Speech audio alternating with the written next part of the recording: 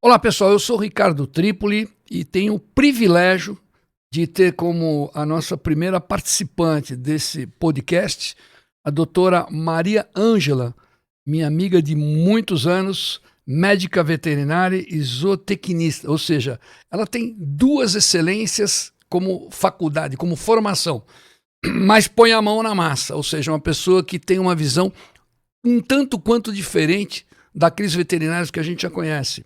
Ela tem uma visão, eu diria, mais profunda e aceita desafios, o que é mais importante, seja animais domésticos, seja os silvestres que são apresentados a ela, ou até os exóticos, que muitas vezes ela sai daqui para fazer atendimento fora. Nós nos conhecemos num evento de proteção animal em Goiás, há muitos anos. Eu não vou dizer isso aqui, porque ela é bem muito mais jovem do que eu, mas a Maria Ângela tem um talento, né? Ela sabe lidar com esses desafios que aparecem para ela, seja qual for o tipo do animal. Ter você na outra ponta da linha, aceitando esse desafio que você tem de encontrar pessoas que precisam, tutores que precisam de você, e você nunca se afastou dos desafios que lhe foram apresentados. Muito obrigado. Eu que agradeço. O prazer é todo meu de estar aqui com você.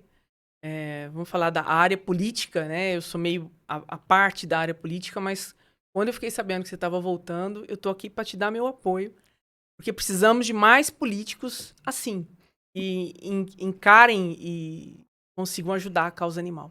Obrigado. Vamos estar juntos nessa luta aí. Sim. E você estimula a gente a voltar para a trincheira, né? O que é importante. A gente não faz nada sozinho. A gente tem que ter time. E você sempre foi parte desse time. Eu queria perguntar algumas coisas, porque tem muita gente que tem curiosidade. Quando eu falo de você, o pessoal diz: pô, você conhece a Maria Ângela? Eu conheço. Poxa, como é que funciona esse tipo de coisa? Como é que é aquilo? Tal? Dúvidas que as pessoas têm, que eu acho que a gente pode aqui ajudar bastante. Eu ia começar com um tema que é muito interessante, que é a questão de colisão de aves em vidraças. É muito comum você ver que uma ave de porte pequeno, médio, às vezes porte grande também, bate, tromba, cai. Muitas vezes tem como resolver o problema, muitas vezes, infelizmente, vai a óbito e você não tem como salvaguardar. Que tipo de atitude você acha que a sociedade deveria tomar, ou o poder público, na verdade, as prefeituras, o governo do estado, o governo federal, no sentido de evitar que esse tipo de problema ocorresse? É um problema muito comum, Trípoli, infelizmente, né? Porque nós estamos avançando no habitat dos animais silvestres. E eles formam corredores de passagem. Então, esses corredores ficam memorizados na cabecinha deles, principalmente as aves, né? Mas mamíferos também. E ele precisa passar naquele local. Então, infelizmente, não vamos conseguir terminar com isso, mas tomar algumas atitudes de colocar vidros com algum relevo, né? Para tirar o reflexo total. Porque o grande problema não é só colorir o vidro. O problema é que ele fica dando reflexo. Então, bate o sol, a ave não consegue ver e se choca. Então, fazer algumas coisas para tornar esse vidro mais visível de alguma forma e menos reflexivo. Então, eu sei que é difícil, porque são muitos vidros, É verdade. né? Mas seria uma das atitudes a ser tomada. Uma coisa curiosa, eu tenho acompanhado o teu trabalho pelas mídias digitais ou pessoalmente, onde você tem exercido a sua atividade, na questão de recuperação dos bicos de pássaros, né? Muitas vezes você mostra o animal que você viu que bateu em algum local, o bico está completamente torto, ou ele só tem a parte de baixo, tem dificuldade para se alimentar, e você tem uma fórmula de fazer uma prótese, de arrumar uma forma de que esse animal possa ter uma vida normal no futuro. Como é que isso ocorre? Então, e como é que você busca essas próteses? Como é que você trabalha isso? Na verdade, isso apareceu para mim, né? Quando eu me mudei eu morava, sou de Ribeirão Preto, mas eu morei 20 anos em Goiás. Quando eu me mudei para Barretos, começou a aparecer todos os animais possíveis silvestres para mim, porque eu não tinha lugar para ser recebido, para receber esses animais. Aqui em São Paulo já é diferente. Aqui tem muitos locais que recebem. E aqui eu tenho menos, já trabalho menos com silvestres. Mas ainda tem a procura. E quando eu cheguei em Barretos, a Polícia Ambiental começou a aparecer na minha porta o tempo todo, pedindo para eu eutanasiar os animais, porque não tem verba que pague um veterinário que queira ajudar a vida livre. Nem federal, nem estadual, nem municipal. Então, eles pediam por misericórdia para eu poder eutanasiar para tirar do sofrimento. Então, chegava aves sem uma parte do bico, sem uma perna, ou com a perna quebrada, uma asa quebrada. Tudo isso para eutanásia. E eu não me conformava com aquilo. Eu falei, olha, eu gostaria de tentar usar os conhecimentos que eu tenho em ortopedia de cães e gatos para tentar salvar esses animais. Vocês me permitem? Eles permitiram, desde que eu não cobrasse nada, como eu nunca cobrei. Você nunca cobrou. E foi assim que tudo começou. Então, eu comecei a pegar toda a minha rede de contato, meus professores, mesmo a internet, né? Tentar descobrir alguma coisa para fazer. E eu comecei a fazer as próteses de bico. Até falo aqui, né? Muitas próteses que a gente vê hoje na internet, se você abrir o Google lá e jogar prótese de bico, muitas próteses são muito lindas, mas não são funcionais. Então eu comecei a perceber esse problema. Não tem Não eficiência. adianta fazer uma prótese bonita, mas que não seja confortável. Então a prótese ela tem que ser pensada para a ave poder fazer os dois estágios da bicada, né? Então, bico de baixo, bico de cima. Ela tem um primeiro estágio que é ponta com ponta. Entendi. E o segundo estágio que é maceração do alimento. Que é aqui, ó. Tem que ter um barretezinho aqui. Então, se a gente não se atentar para isso, você faz um bico bonito, mas que não vai conferir conforto. Ou seja, você faz para cada animal especificamente um tipo de prótese. Exatamente. Você tem Para que adequar estudar a ele. a anatomia dele, né? Entendi. Se é um animal por exemplo, um bicador, né? Um picador, que é o pica-pau. Ele tem uma anatomia completamente diferente do que um animal de bico torto, que são os psitacídeos. Então a gente precisa estudar para chegar na melhor anatomia possível. Papagaio, arara, arara, diferente. Né? Calopsita, Calopsita. né? São totalmente diferentes. E é interessante porque você faz desde o pequenininho até o grande, né? A gente você acaba se adaptando. A prótese se adapta exatamente naquilo que é a necessidade do animal, né? E as próteses, você me perguntou, como é que a gente faz uma prótese? Uma tela de titânio, uma microtela de titânio, que o titânio é osteointegrável. Então a gente recorta do tamanho necessário e parafusa com parafuso de titânio no que sobrou do bico. Parafusa ali e depois entra com o cimento ósseo, que é a resina acrílica cirúrgica, para poder dar o acabamento e fazer a posição anatômica correta do bico. Interessante, olha aí, tá vendo? Uma novidade para quem não conhece, é bom começar a aprender e aceitar o desafio, que é mais importante. O que eu também lembrei, a gente tem conversado bastante sobre isso, que é a questão dos animais que são atropelados, né? É muito comum você encontrar aqui na cidade, eu me lembro que quando fui secretário de Meio Ambiente do Estado, eu estava um dia andando na República do Líbano com o carro e um sujeito atropelou um cachorro que ele se arrastava com as patas à frente. Eu travei a rua, peguei no porta-malha, eu tinha ali um tapete, um rapaz parou junto comigo e me ajudou a colocar, porque você não conseguia pegar o animal, porque ele estava morrendo de dor, né? Então ele queria morder. Sim. Aí nós colocamos ele lá, um animal pequeno, porte pequeno, e levamos ele para um veterinário que foi muito bom, deu atendimento. Isso na cidade de São Paulo, você imagina quantos deve ter hoje em dia. E nas estradas, né? Eu estava vendo Tamanduá-Bandeira, vai também, Lobo-Guará também vai, bicho preguiça, às vezes vai devagarzinho, o pessoal não vê, passa por cima. O que você acha que deve ser feito para que a gente evite esse tipo de atividade e mais do que isso? Como é que se recupera esse tipo de animal? Porque aí é um outro tipo de animal. Você me disse outro dia o negócio da pata. Eu ontem mesmo tive numa entidade em Budas Artes, ali pertinho de Budas Artes, em Bugaçu, na verdade, onde tem uma entidade que o animal foi amputado, porque ele foi atropelado por um trem e amputaram aqui nele. E eu me lembrei que você havia me dito que muitas vezes não há necessidade. Você pode tirar na pata e refazer a pata, é isso mesmo? Sim. Bom, vou começar falando dos atropelamentos, nós vamos chegar nas amputações. O problema dos atropelamentos é, mais uma vez, a nossa invasão na área que esses animais estão. Então, o apelo, né, que a gente vem fazer aqui, fantástica essa oportunidade que você está dando, de pedir mais passagens, né? Então, tem que se fazer passagens, porque o animal está acostumado com aquele corredor. Então, ou passagens de nível, ou as passagens aéreas. Poucas existem no Brasil, mas teria que fazer com mais frequência nessas passagens. É a única forma que eles não serem atropelados. Porque eles precisam passar ali. É todo um esquema montadinho na cabecinha deles para alimentação, para a sobrevivência da espécie, para ter suas crias, para conseguir cruzar com o machinho que está do outro lado ou com a fêmea. Quer dizer, eles têm que passar.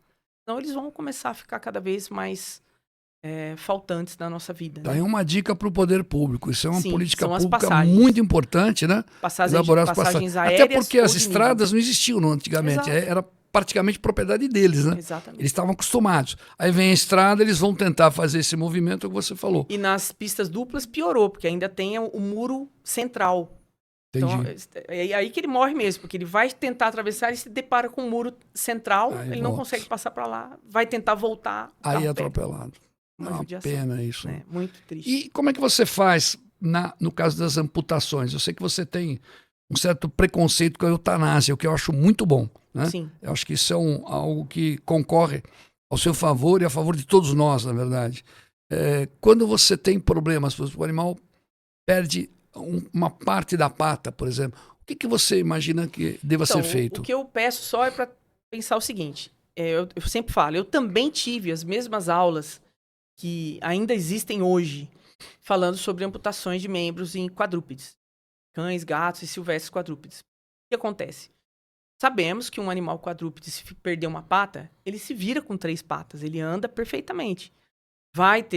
Terão alguns problemas aí a médio prazo de coluna, né? Porque começa Pender, né? a fazer o descontrole, né? Do peso, não está balanceado. E também de sobrecarga do membro colateral bom. Então, começa a ter sobrecarga, chinelamento, uma série de problemas. Bom, então, o que eu venho pedir? Eu também tive essas aulas se o problema é aqui no carpo, na pata, no final da pata, amputa tudo. Por quê? Esse animal sem a pata, só com o coto de amputação, o que ele vai fazer? Ele vai bater esse coto no chão e vai injuriar, vai machucar esse coto. Começa a dar uma infecção, você pode até perder o animal por uma sepse. Só que quando eu tive essas aulas, que foi há 30 e tantos anos atrás, não existia o advento das próteses. Então é isso que eu venho fazer o apelo, que eu faço o apelo direto nos meus posts. Hoje nós temos o advento das próteses. Então eu peço humildade para o veterinário de hoje. Se ele quiser fazer prótese, é só se capacitar. É uma coisa simples, hoje tem cursos em todo lugar, é tranquilo. Capacite-se e ajude. Não quer se capacitar? Seja humilde e indique quem faça. Esse é o nosso grande entrave hoje.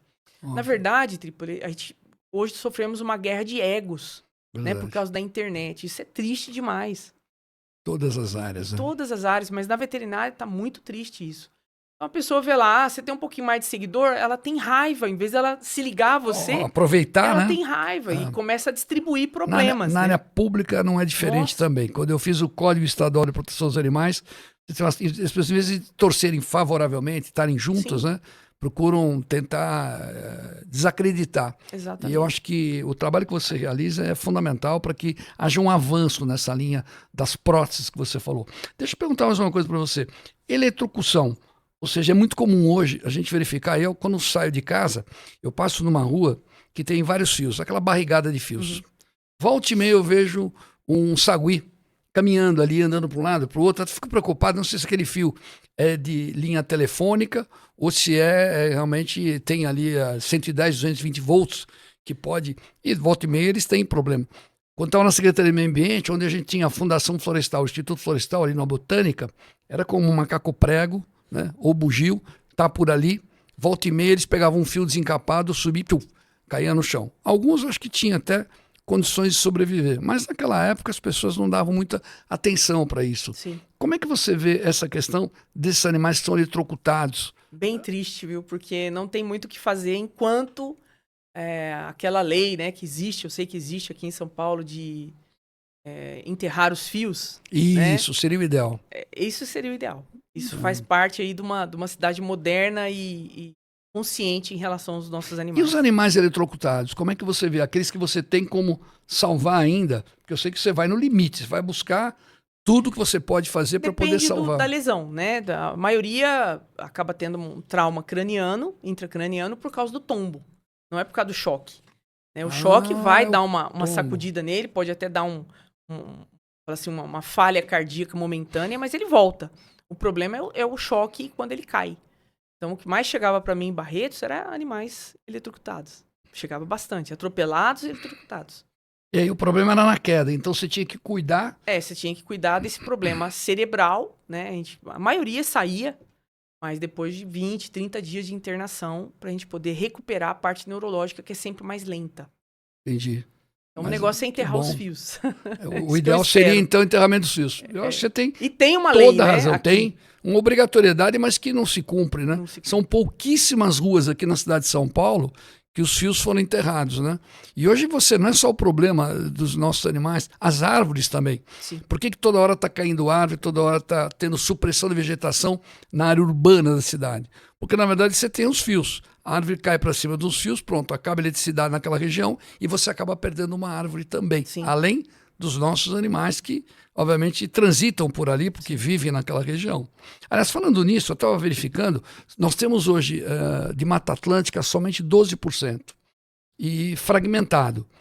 Eu me lembro quando nós fomos discutir o Código Florestal em Brasília, o pessoal dizia assim, pô, Tripliano, vamos fazer o seguinte, a gente pega esses biomas todos e concentra num local e a gente troca daqui para o Amazonas, por exemplo, floresta amazônica com a Mata Atlântica, ou então o Cerrado com a Amazônia. Eu disse, gente, tem um problema. Não é tão simples. Animal não tem passaporte. Não.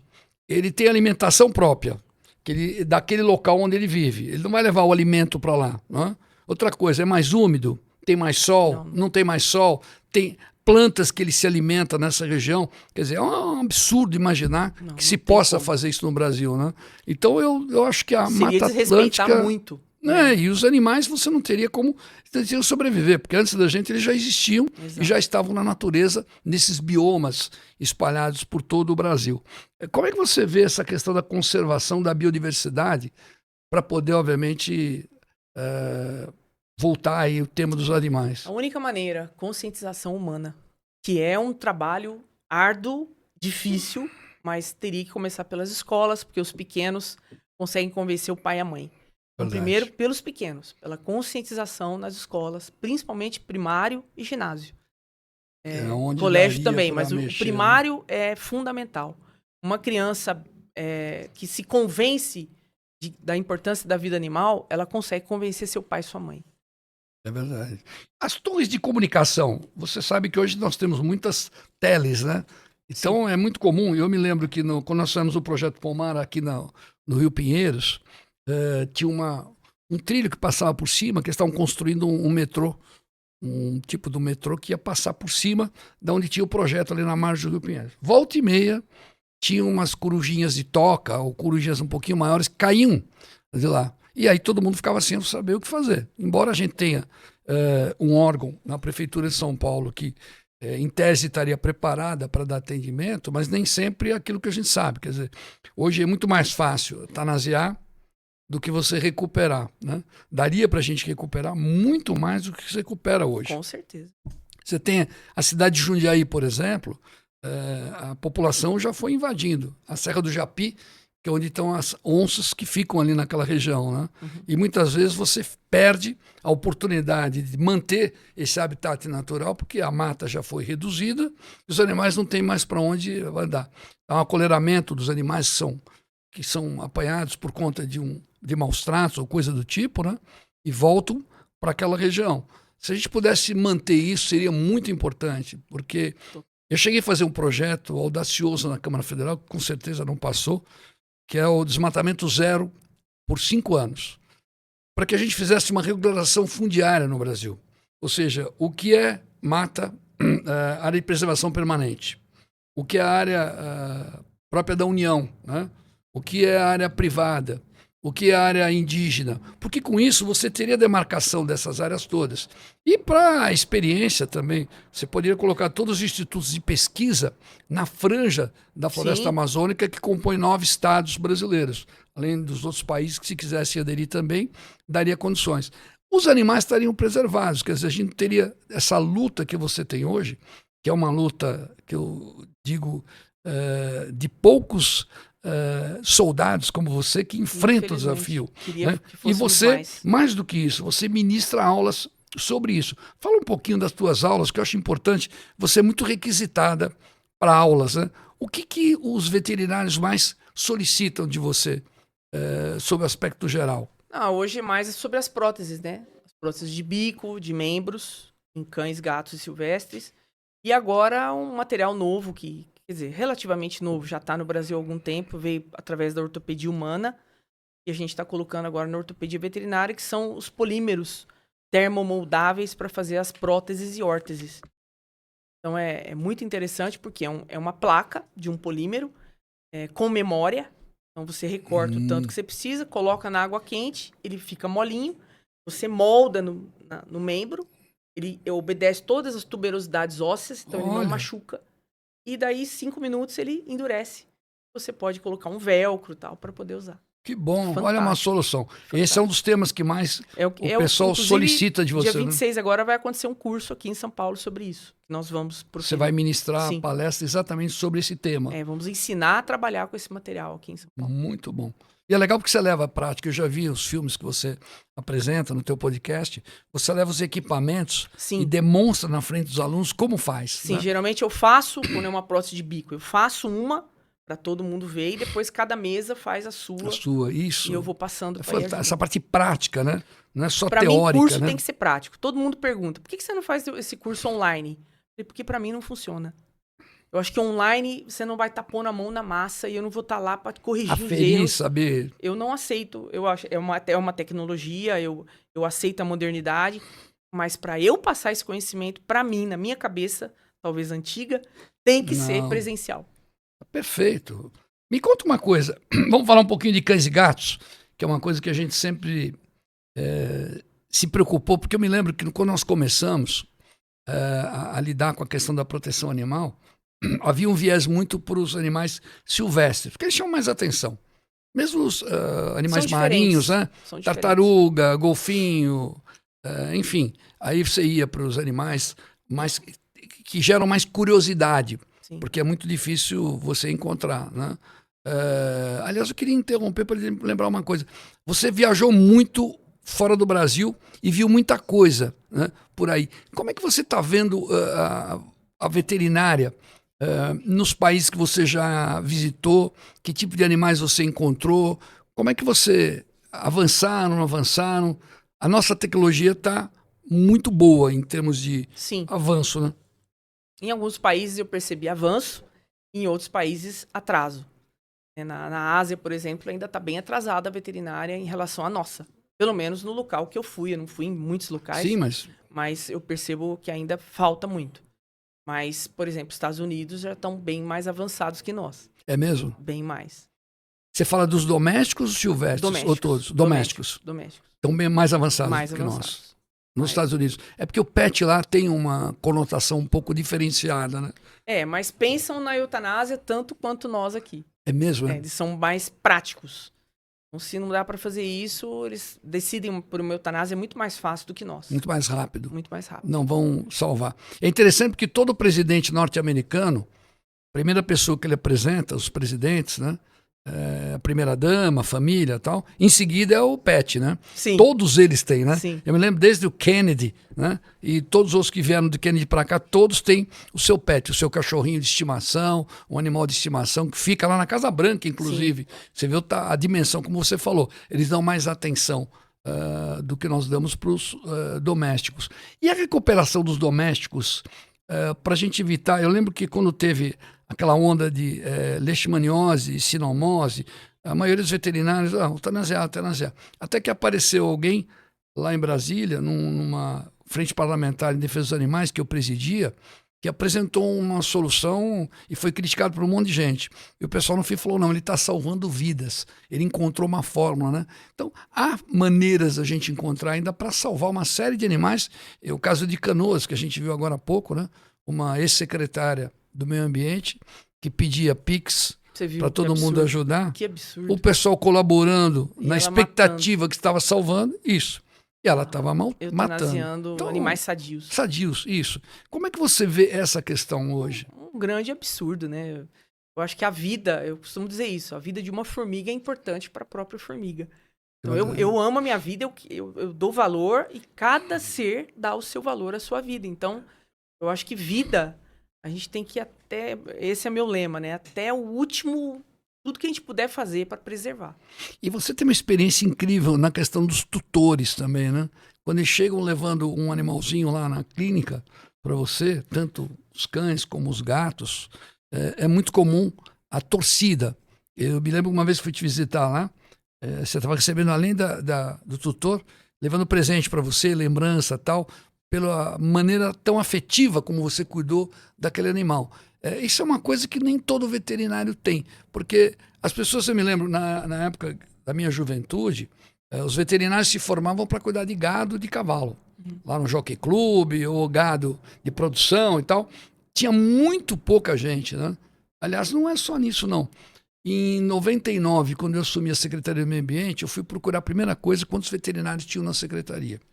E para espanto meu, e provavelmente seu também agora, tinha um único que era especializado nos morcegos. Olha. Por causa dos centros de controle de zoonose. Quer dizer, uma coisa que eu falei, como é que uma Secretaria de Meio Ambiente do Estado de São Paulo, com a dimensão que tem, de não só cuidar dos animais que estão aqui, mas exportar conhecimento, né? Agregar conhecimento. Coisa que a gente não tinha, né? Sim. Hoje, não, o que você faz, e por isso que você tem esse volume de pessoas que te acompanham, né? Somente os profissionais da área, né? Buscam solução para problemas dos domésticos. Então, pessoa que chega muitas vezes para você, olha, esse animal está no fim, tem idade, como é que você lida com essa questão com as pessoas, além dos animais? Existe muito isso, né? Da pessoa chegar para mim, às vezes... No interior acontecia mais, aqui tá acontecendo menos. Chegar e falar, doutora, vim aqui pedir tua ajuda porque ele está velho, já faz xixi na casa toda, não anda direito. Então eu queria dar aquela injeçãozinha para ele descansar, para ele, né, para não sofrer. Lógico, eu tenho que avaliar bem, porque eu só entro, eu não sou contra a eutanásia. Lógico, mas eu só vou para a eutanásia quando eu não vejo nenhuma perspectiva de vida. Nenhuma. Quando eu vejo um sopro que eu posso entrar num caminho, eu vou nesse sopro primeiro, porque é o que eu queria que fizesse com a minha vida. Lógico. Então eu acho que eu tenho que respeitar e fazer a mesma coisa pela vida de qualquer ser que chegar para mim. E quando a pessoa me faz esse tipo de proposta, eu falo, olha, eu não vou poder fazer isso, mas deixa o telefone aí do teu filho, da tua nora, porque a hora que você tiver também, né, a gente liga e tenta ajudar você também se embora. Uai. Já que está propondo para o animal, por que não para o ser humano, né? Acho que não tem nada a ver. E Outra... nós acabamos pulando a parte das torres. Das torres, é verdade. Não você tem toda a razão, você lembrou. Porque as torres de comunicação, primeiro tem um problema sério a nível do município, da adaptação dessas torres, né? São monstruosas, né? Sim, muito Enquanto alto. que hoje você tem na França, por exemplo, em Paris, na Torre Eiffel, tem mais de centenas de antenas que você nem percebe, porque o tamanho delas são pequenininhas, né? Estão lá em cima. E super eficientes. Sim. Enquanto que aqui o cara constrói uma torre monstruosa para ter um local e que pega também um espaço muito curto, né? Sim. E que prejudica os nossos animais, porque aqueles que estão vivendo naquela região ali, muitas vezes confundem aquilo como um local para o pouso, para coisa do tipo, e pode também...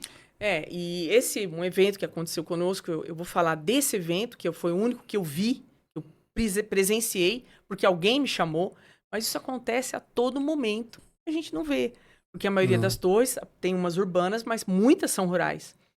E nas rurais acontece com mais frequência. Os gaviões, os urubus, eles vão procurar um local para poder ovipor, poder fazer o ninho. E aconteceu lá em Barretos, né, da gente ser chamado porque viram 2 funcionários de uma empresa de comunicação lá em cima, chegaram lá, eles ficam bravos quando vê as aves lá em cima, porque elas acabam bicando a fiação para fazer ninho. Lógico. Né? E acaba estragando talvez alguma coisa deles, mas chegar ao ponto de pegar 2 filhotes que ainda não conseguiam voar e jogar 40 metros lá de cima foi uma grande maldade. Que né? maldade. Aí sorte que viram, mas eu tô dizendo, viram, porque a maioria não é visto. Você joga de lá de cima, ninguém vai ficar olhando 40 metros lá pra cima. Vai dizer que o animal caiu por conta própria. Entendeu? Então, me chamaram, eu fui até lá, recolhi e fui descobrir que realmente foi... Eles iam desmontar a torre. Não era nem porque tinha estragado, porque eles iam desmontar. Poxa vida, então aí sim, é consciência. Chama um corpo de bombeiro, você não quer pôr a mão, chama o corpo de bombeiros, chama um veterinário da cidade, chama a Lógico. polícia ambiental, mas qualquer um que possa simplesmente tirar eles de cima e dar um destino correto, né? Então esse é um apelo que eu faço aqui, graças à Muito oportunidade bom. que você está dando para Imagina. nós. Olha, eu acho fantástico, porque há um tempo atrás eu estava lembrando, quando nós começamos a pensar em políticas de Estado, não políticas de governo, porque governo, se política de governo, cada governo que vem troca, né? Sim. Política de Estado não, você faz, ela fica, né? Eu estava imaginando o seguinte, nesses casos específicos, no futuro, espero, a gente poder conseguir montar cursos específicos. Por exemplo, você vai à academia de polícia, onde formam os delegados de polícia, escrivões, investigadores e tal. Curso para eles. Sim. Os bombeiros, a mesma coisa. Eles têm um pouco mais de habilidade, mas é importante ter alguém que dê um norte para esse pessoal, como salvaguardar a vida dos nossos animais, né? Então, e na área da saúde, a mesma coisa. Porque aí você tem uma dimensão, que é o que você falou. O camarada não sabe o que fazer lá em cima, em vez de isolar os fios, colocar, separar, deixar num outro local, e para que convivam conjuntamente Sim. a torre com os animais, Exato. né? E não, o sujeito acha a parte mais prática atirar um animal lá de cima, sem saber que ali ele está Como se fosse perdendo uma duas coisa, vidas. né? Um objeto. Um objeto. É isso, né? Ou seja, Você horrível. tocou num assunto aí, eu vou sair um pouquinho da... Por favor, vamos Posso? lá. E Faz questão. até pedir a sua ajuda para Imagina. isso, né? Eu convivi muito com a Polícia Ambiental em Barretos, muito mesmo. Tenho grandes amigos lá que eu deixei. E uma coisa que me deixava muito chateada é porque eles ficam limitados, sabe? Tipo, você como um bom político, de repente você poderia olhar para esse lado. Olha só, eles não têm uma seringa de longa distância, porque eles não podem trabalhar com anestésico. A polícia ambiental. Então, por isso que eles recorriam muito a mim. Porque como é que você vai, né, Que eu pegar um tinha animal... a arma de dardo, a zarabatana de dardo, mas mesmo que eles tenham esses equipamentos, que eles não têm... Não utilizam, né? Não têm. Não podem. Eles não podem ter por causa do anestésico. Então, teríamos que ter pelo menos um veterinário, polícia ambiental em cada, né, local, ou um regional que pudesse atender a todos, porque eles ficam engessados. Ótima sugestão. É muito triste isso. Quando eu estava saindo de Barretos, que eu vim para cá, eu tinha acabado de construir uma grade que eu acionava, ela se acionava sozinha e eu acionava ela pelo meu celular para pegar onça, cachorro do mato, que precisavam ser retirados de algum local urbano, né, mais urbanizado. E aí eu doei para a Polícia Ambiental, que não tinha também, porque eu não podia trazer, eu não tinha espaço. Ela pegava a traseira da minha caminhonete toda, porque ela tem que ser grande. Lógico. Mas eu acabei fazendo ela num sistema que é bacana da polícia ter também, que não é muito caro, mas é um sistema de sensor. Então, pelo meu celular, eu consigo ver, porque tem várias câmeras nela, né? Então, no meu celular, vejo. Entrou, eu aciono uma tecla, a porta desce. Automaticamente você e eu já acabei tem... doando para eles, porque eu não ia ter espaço para trazer. Eles não poderiam ter por conta própria.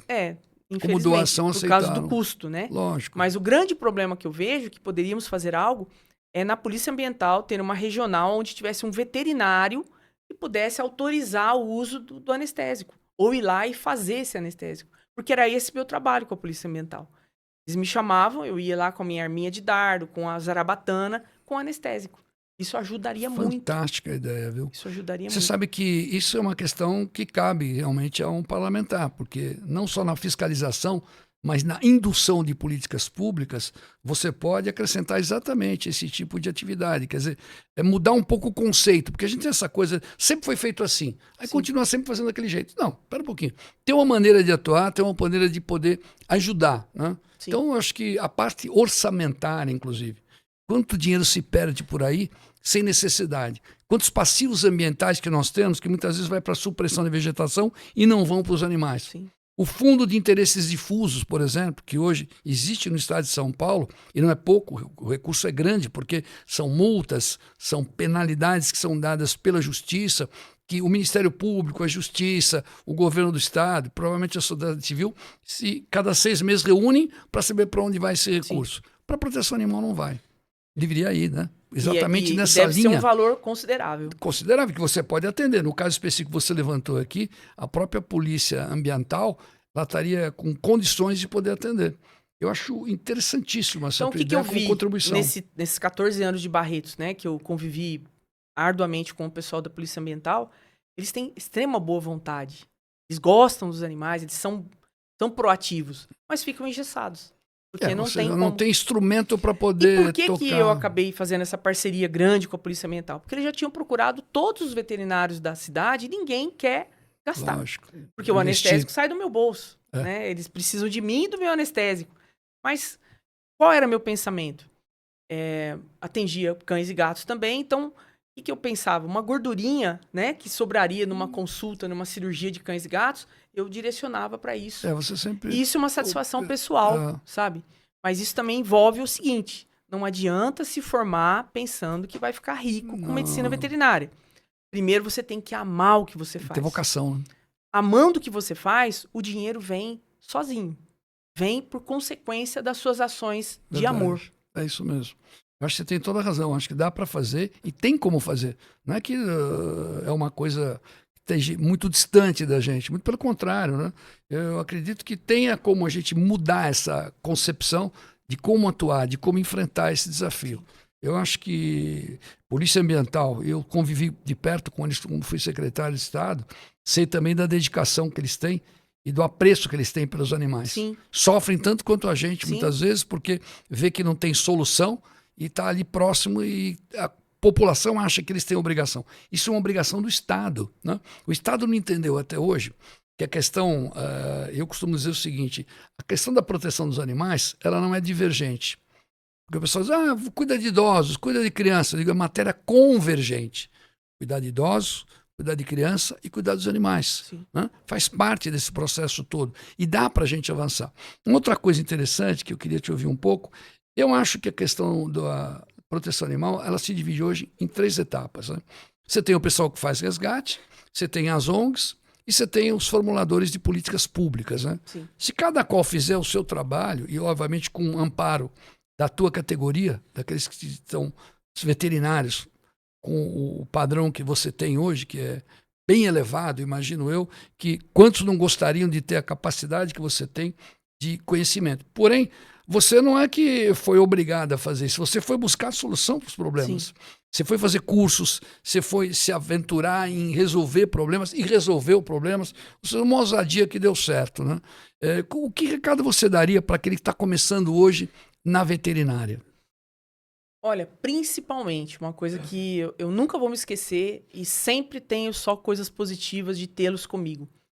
Dê valor ao seu professor. Uma coisa importantíssima.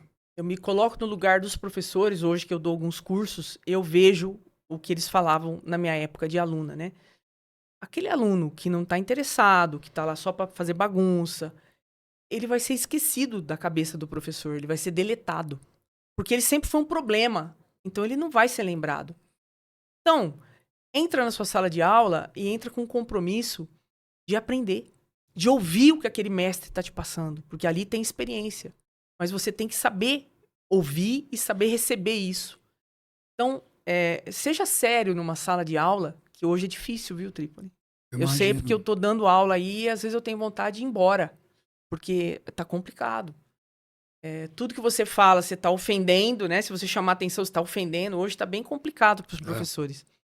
Então, assim, primeira coisa, tenha uma boa relação com o seu professor. Você só vai ter uma boa relação sendo um bom ouvinte, sendo participativo e interessado naquela matéria. Então, isso você vai conseguir a atenção do seu professor. Eu agradeço muito por ter uma rede de contatos hoje formada por muitos professores meus. Verdade. Que quando eu preciso, eles vão me ouvir, eles vão me ajudar. Né? Então, por quê? Porque eu dei atenção, porque eu respeitei na hora que eles mais precisavam que eu respeitasse. Então, dê atenção aos seus professores. É um recado que eu dou aqui que pouca gente se lembra. Não, tá lá para dar aula, ele vai dar aula de qualquer jeito. Sim, ele vai dar aula de qualquer jeito. Mas ele tá percebendo quem tá prestando atenção, quem tá sendo correto e quem não está. E o dia que você precisar dele, isso vai fazer a diferença. Tá aí o recado para os nossos futuros veterinários, né? Quem for buscar a carreira de médico veterinário, esses recados, esses conselhos que são fantásticos, né? Não é todo dia que a gente recebe informação do tipo que você vem trazer para a gente aqui, porque é exatamente isso que nós estamos precisando. Quer dizer, como é que nós vamos mudar essa maneira de ver a questão da proteção animal? Me conta uma coisa, para a gente já indo para o final da nossa entrevista, da nossa conversa, nosso bate-papo, que tá? Sim. Essa reflexão é fantástica sobre isso. Como é que você vê o trabalho das ONGs hoje? E começou lá atrás, eu lembro que tinha ainda a UIPA, que era a primeira delas, né? 130 e poucos anos de vida, e acolhia os animais. Nós tínhamos no Ibirapuera os cemitérios dos animais, que era uma coisa fantástica. Eu vi uma foto branca e preta outro dia, falei, não é possível, parece cemitério de ser humano, né? Aquelas pessoas todas de traje, naquela época, isso na década de 50, de 40, né? Tinha esse cemitério interessante. Como é que você vê a função hoje das ONGs? No que elas podem estar ajudando? Porque acho que ainda falta a gente organizar esses segmentos todos, né, que nós dissemos aqui. Como é que você acha que a questão das ONGs devam atuar para poder ajudar na proteção dos animais? Eu te falo com conhecimento de causa, porque eu vivi uma ONG, né? Vivi uma ONG. Eu morei em Pires do Rio, Goiás, lá de tantos animais que ficavam soltos pela rua, vagando, eu montei uma ONG. Se chamava AIPAS, Associação de Inclusão e Proteção Animal para Interação Social Saudável. Olha, o quê, hein? Coisa da cabeça. Esse nome aí, olha só. Nunca vou me esquecer disso. Você decorou bem tudo, hein? Porque foi tantos anos, foram 20 anos, né? Bom. Então eu vivi na pele o que é a falta de apoio para as ONGs. Então essas verbas aí, ó, que eu fiquei sabendo que elas existiam, e aí eu comecei a entrar nos vereadores, tentar, né? Lógico, essas verbas, por exemplo, apreensão de madeira ilegal. Isso. Eles vendem, mas reverte. aí não consegue ir para os animais. Nunca vai só para asilos, para idosos. Então fazer uma forma, né? Ter uma forma de dividir isso. Dividir organizar o pão, e dividir, né? Para todos. Porque lógico. As ONGs precisam. São pessoas sofridas. Não é fácil ter uma ONG, gente. Eu sei, porque eu senti na pele. E as que estão na ponta da linha, então, pior ainda. Você vai na área periférica. É muito difícil para eles. Pessoas todas de coração maravilhoso, que dão importância à vida, né? Seja ela qual for. Então, teria que arrumar uma forma de dividir essas verbas para eles poderem ter um pouquinho de. Você sabe que eu me lembrei aqui dentro desse tema, eu uma vez no fundo da Zona Leste, Itaquera, Guazinás, São Mateus, fazer uma palestra para algumas pessoas lá, e quando terminou, uma senhorinha virou para mim e falou, você não quer vir em casa tomar um cafezinho? Eu vou, lógico, assim que terminar aqui eu vou lá e tal. E já eram quase 10 da noite. E eu fui lá tomar o tal do cafezinho. Quando eu cheguei na casa, tinha umas 9 pessoas. Contei, tinha 9, ela mais 8, né? Nós somos as cachorreiras do bairro. E aí eu comecei a entender um pouco, naquela época, o que eram as cachorreiras do bairro. Nós nos cotizamos aqui e uma ajuda a outra, com alimento, com isso, com aquilo e tal. E às vezes pede o trabalho de um veterinário ou outro, num domingo que ele não trabalha, dá uma mãozinha pra gente para atender cães, a maioria eram cães, né? E gatos também. Mas você vê que interessante, né? Então, muitas vezes o pessoal acha que a proteção animal ela se dá só no centro de São Paulo, nos jardins, nos bairros, vamos dizer, de maior poder aquisitivo. E não é verdade, né? A gente tem muita coisa na periferia que precisa ser organizada e a gente precisa dar um pouco de vazão para que essas turmas continuem a ter. O que hoje me preocupa muito, você falou dessa sua ONG lá atrás, as pessoas que cuidam dos animais. Tem gente que tem centenas de animais. Então o sujeito faz um resgate e despeja lá, faz um resgate e despeja lá. E aí para frente? Castração, como é que você faz? Vacinação. As doenças. Né? Porque quando você concentra também os micro-organismos. Né? Uma outra coisa que eu lembrei agora, eu tive uma ideia, sugestão. Depois que nós fizemos o primeiro hospital público aqui em São Paulo, na Zona Leste, já tem 4, só na cidade de São Paulo, fora os outros que estão no estado espalhados por aí. Uma coisa curiosa, a clínica veterinária, quando atende, né, no caso do público, né, leva um animalzinho lá, não tem condições, a pessoa ganha 2 salários mínimos, não tem como levar num particular. Muitas vezes ele é atendido. Só que no final o que acontece? O médico veterinário, com toda a razão, prescreve ali um receituário. Tipo uma Novalgina, antibiótico. Exatamente isso. E a pessoa não tem como adquirir. Então acho que seria importante a gente colocar dentro da discussão, eu fiz um abaixo-assinado sobre isso, para que a gente pudesse introduzir nos hospitais públicos o kit medicamento. Faz uma castração. você conhece muito melhor do que eu, precisa ter um medicamento pós-cirurgia, né? Sim. Então a pessoa já leva aquele prontinho por uma semana, por 10 dias, para poder dar atendimento, né? Isso não faz falta para ninguém e tem condições de fazer. Fantástico. Não é que não tem recurso, não, tem muito recurso. Você pode ajudar bastante nisso. Demais. Porque você seria maravilhoso. hoje é uma formadora de opinião nessa área e a gente gosta muito de ver gente empolgada como você, sabe? Quando eu tive com você lá atrás, lá mesmo, em Goiás, eu lembro que você já estava estimulando esse tipo de trabalho. Você incentiva as pessoas, você resgata a autoestima das pessoas. Isso é muito importante na proteção animal. Você encontra a gente muito para baixo, né? Porque chega uma hora que diz, poxa, eu tenho... É exaustivo.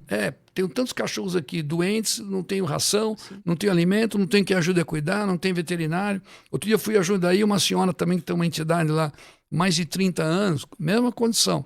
Então, olha, eu não aguento mais, não recebo mais animal, porque os que estão aqui eu ainda estou dando conta, mas se vier mais, ela falou, não tenho como sustentar. Então, são desafios que vão aparecendo e que a gente vai ter que enfrentar. Olha, eu queria, finalizando, se você tiver mais alguma coisa para acrescentar, por favor. Não, acho que é isso. Eu estou muito feliz de estar aqui podendo debater esse tema tão importante, né? Esses temas todos. E saber que eu estou diante de alguém que pode fazer algo por nós, pelos animais. Muito obrigado. Eu que agradeço você, a tua vinda, e dizer que a todos, essa aula vai ser disponibilizada para todos. Nós vamos socializar isso, não vamos guardar só para nós, não, porque é importante, é fundamental que não só os veterinários, mas aqueles que cuidam dos animais tenham consciência, tenham essa visão que você tem, e que bom que você está junto com a gente nessa luta. Muito obrigado. Vamos junto.